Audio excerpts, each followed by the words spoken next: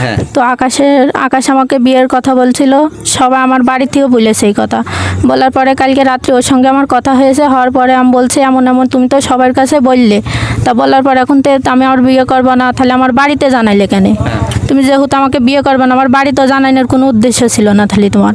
তো তারপরে বলছে আমি যদি আমি এখন তোর সঙ্গে কথা বলছি, তো কালকে দুপুর পর্যন্ত সময় আমি যদি তোর না নিয়ে যেতে পারি তুই আমার বাড়ি চলে যাই যা, এই আমার কথা। আর এখন হয় আমার এখানে তার সঙ্গে বিয়ে দেওয়া লাগবে, তার উপস্থিত করা লাগবে, আর না এখানে আমি মরবো, আমি বাড়ি ঘুরে যেতে পারবো না, এই আমার বক্তব্য।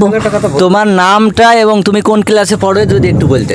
আমার নাম হলো মোসাম্মদ নিশিতা আক্তার মিম, আমি ক্লাস 8 পর্যন্ত পড়েছি।